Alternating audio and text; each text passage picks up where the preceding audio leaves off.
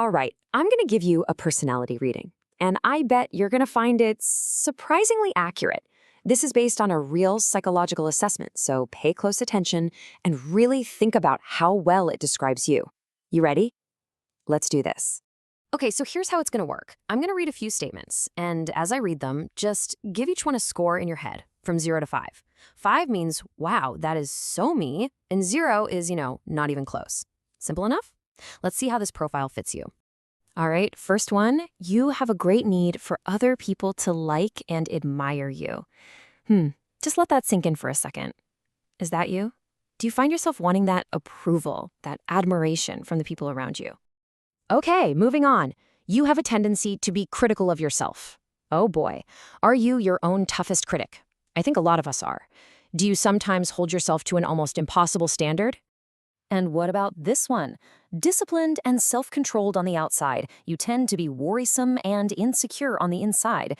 Yeah, this one usually hits pretty close to home for a lot of people. You look like you've got it all figured out, but underneath it all, there's that little voice of worry, right? And for the last one, you pride yourself on being an independent thinker, and you don't accept what other people say without satisfactory proof. I mean, you're smart. You're not just going to believe anything, right? You need to see the cold, hard facts for yourself. Okay, that's it. So, take a second. Think about those scores. How did I do? If you're like most people, you're probably sitting there thinking, wow, that was kind of spot on. Maybe you're even a little freaked out by how well it described you. Well, check this out. When a psychologist gave this exact same description to his students and asked them to rate it from 0 to 5, the average score was a 4.3. That is incredibly high. It means that, on average, people felt this was a near-perfect description of who they are. And now, for the big reveal. That personality reading, it wasn't personalized for you. Not at all. It wasn't based on some deep, complex test. The trick is, I gave you the exact same description that I give to every single person. What you just experienced firsthand is a really powerful psychological phenomenon. It's called the Barnum Effect, sometimes known as the Forer Effect. Basically, it's this funny thing our brains do where we take these super vague, general statements and believe they're uniquely about us, when in reality, they could apply to just about anyone. So where did this all come from? How did we even figure this out? Well, the story behind it is actually a pretty fantastic piece of psychology history. It's all about one skeptical professor and a classroom full of students who are about to get their minds blown. So let's meet the man himself, Bertram Forer. This was way back in 1948, and Forer was just fascinated by how gullible we can be. He had this hunch that we're all just a little too quick to believe things we're told about ourselves, especially if it's coming from someone who sounds like they know what they're talking about. And his experiment was just brilliant in its simplicity. So first, he gives his students a personality test, right? He tells them, I'm going to analyze your results and give you a personalized breakdown. A week goes by and he hands out the analyses. But here's the genius move. He gave every single student the exact same paragraph. And get this, he literally pieced it together from an astrology book he bought at a newsstand. And the result? You already know it. That mind-boggling 4.3 out of 5 average rating. Now, Forer wasn't working in a complete vacuum. A year before his experiment, another psychologist had found that even professional managers could be fooled by this stuff. Forer originally gave his discovery a pretty academic name, the fallacy of personal validation. But the catchier name came later, in 1956.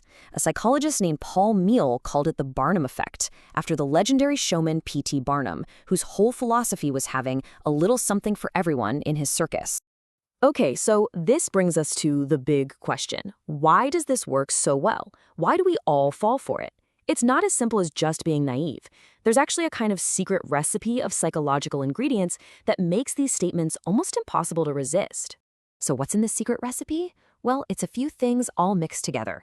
First, the statements are super vague. They use phrases like, at times, or you have a tendency, which, applies to everyone at some point, right? Second, we tend to believe in the authority of whoever is giving us the reading. It sounds official. Third, the descriptions are mostly positive, and we are all suckers for a compliment. It's a real thing called the Pollyanna principle. Our brains just love to hear good things about ourselves. And last but not least, we do most of the heavy lifting. We want it to be true, so our brain immediately starts searching for memories and evidence to make it fit. We connect the dots ourselves. And look, this is way more than just a cool party trick or a classroom experiment. This little glitch in our thinking gets used out in the real world a lot. And often it's used to separate you from your hard-earned money. So let's take a look at where this thing pops up in the wild. Yeah, you're probably already thinking of the most obvious examples, right? Horoscopes, fortune telling, tarot card readings. They are all powered by the Barnum Effect. The statements they use are just masterpieces of vagueness, designed to sound deeply personal while being general enough to apply to literally millions of people. Actually, the Barnum effect is the absolute key ingredient in something called a cold reading. You've probably seen this on TV. It's when a psychic or a mentalist seems to know everything about a complete stranger. They're not reading your mind. They're just really, really good at reading human nature and using these vague statements. There's actually a playbook for this. A psychologist named Ray Hyman broke it down. Here's how it works. First, you act super confident. Maybe use some props, tarot cards, a crystal ball, whatever, to look legit. Then you pay close attention to the person's clothes, their age, how they talk. You shower them with flattery. And what's the glue holding this whole thing together? The Barnum effect. You just keep throwing out those general statements and you let the person do the work of making them fit. So, after all this, what's the moral of the story? Well, just knowing that the Barnum effect exists is powerful. It's like a mental shield. It's your number one defense against being manipulated and, honestly, against fooling yourself. There's this fantastic quote from another psychologist, Michael Birnbaum, that just nails it. He says, self-validation is no validation. Think about that.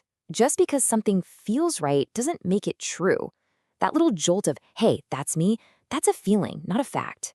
You have to be skeptical and always ask for real proof.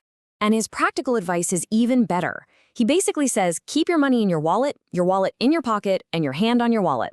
When someone starts feeding you lines about yourself, especially if there's a price tag attached, that's your cue to be extra careful. So there you have it. You're in on the secret now. And the thing is, you can't unsee it.